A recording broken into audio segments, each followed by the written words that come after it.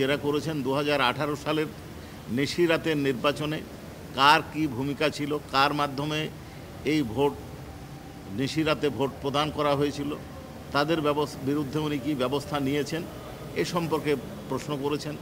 এছাড়াও chain of command break করে পুলিশের কোন কোন অফিসার কীভাবে স্বরাষ্ট্রমন্ত্রী আসাদুজ্জামান খান কামাল সাহেবের বাসায় নিয়মিত বৈঠক করতেন তার বর্ণনা আবারও উঠে এসছে। এছাড়া টিএফআই সেলে ব্যারিস্টার আরমান সহ অন্যান্য বন্দীদেরকে যে রাখা হতো, কার নির্দেশে রাখা হতো, কারা এটা নিয়ন্ত্রণ করত, কিভাবে নিয়ন্ত্রিত হতো, কার নির্দেশে এদেরকে তুলে আনা হতো, এই সম্পর্কে বিস্তারিত জেরা উনি করেছেন। বাকি অংশ এখনও জেরার বাকি আছে। এখন আর যে বিষয়গুলো আপাত দৃষ্টিতে আমার কাছে মনে হয়েছে বাকি আছে সেটা হচ্ছে জুলাই গণ অভ্যুত্থান চলাকালীন সময় স্বরাষ্ট্রমন্ত্রীর ভূমিকা, প্রধানমন্ত্রীর ভূমিকা, তাদের নির্দেশ, তাদের কার্যকলাপ এ সম্পর্কে উনি বিস্তারিত জেরা করবেন বলে আমরা আশা করছি।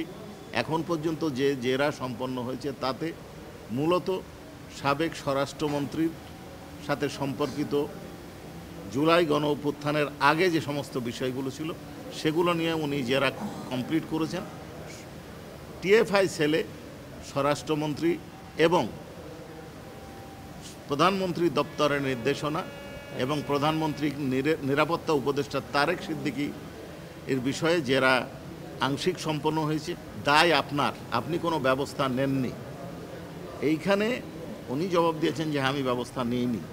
এখন আমাদের বক্তব্য যেটা ছিল যে উনি ওনার জবানবন্দিতেই বলেছেন আমি ব্যবস্থা নিইনি, আমার কারণে আমার অধস্তনরা অপরাধ সংগঠন করেছেন, তার দায় আমার। তো দায় যখন উনি স্বীকার করেছেন তখন এই প্রশ্নটা অবান্তর। তারপরে উনি আরেকটা প্রশ্ন উত্থাপন করেছেন অনারেবল ট্রাইব্যুনাল এবং আমাদেরকে উদ্দেশ্য করে যে কেউ দায় স্বীকার করলেই তাকে শাস্তি দেওয়া যাবে কি না। সেই ক্ষেত্রে আমাদের বক্তব্য পূর্বেও আপনাদেরকে যেটা বলেছি এখনও বলছি, অ্যাপ্রুভারকে শাস্তি দেবেন বা দেবেন না তার বক্তব্য কতটুকু গ্রহণ করবেন অনারেবল ট্রাইব্যুনাল এটা ঠিক করবেন। এটা অ্যাবসলিউটলি অনারেবল ট্রাইব্যুনালের এখতিয়ার। এইখানে আমাদের করণীয় কিছু নয়। আমরা শুধুমাত্র তার বক্তব্য বিবেচনা করে তার যে বক্তব্যটা এখানে দিয়েছে, জেরা যেটা হয়েছে আর্গুমেন্টের সময় জেরা এবং জবানবন্দি এবং আমাদের যে কেস সেই কেসটার তুলনামূলকভাবে উনি যে অঙ্গীকারে অ্যাপ্রুভার হয়েছেন অর্থাৎ পূর্ণাঙ্গ সত্য প্রকাশের অঙ্গীকারে উনি অ্যাপ্রুভার হয়েছেন সেইটা প্রকাশিত হয়েছে কিনা সেটা আমরা আর্গুমেন্টে বলবো। আমাদের কাছে এখন পর্যন্ত মনে হয়েছে উনি যে জবানবন্দি দিয়েছেন তাতে উনি পূর্ণাঙ্গ সত্য প্রকাশ করেছেন। উনি বলছেন যে আমি আগ্রহী ছিলাম না, যে যেহেতু জুনিয়র অফিসার অনেক আছে, একবার এক্সটেনশন হয়েছে, এখন অন্য কাউকে নিয়োগ দেওয়া হবে, এইটুকু বোঝাতে চেয়েছেন। আমার কাছে এটাই মনে হয়েছে।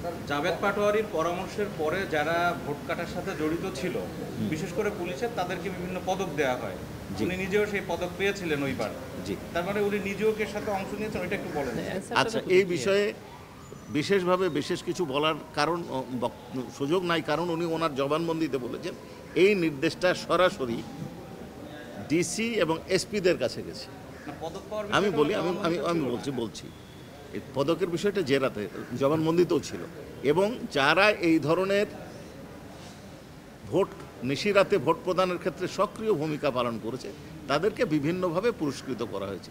এই বিভিন্ন শব্দটারই ব্যাখ্যা এখানে আসছে যে এই পদকটা আপনিও পেয়েছেন কিনা। উনি বলেছেন যে হ্যাঁ আমি একটা পদক পেয়েছি, তবে সেইটা ওই কারণে না অন্য কারণে সেটা আমার কাছে এখন যে আমার মানে সার্ভিসের যে তথ্য যেখানে থাকে সেইটা না দেখে এই মুহূর্তে বলতে পারবো না যে ঠিক ওই কারণেই আমাকে পুরস্কার দেওয়া হয়েছে।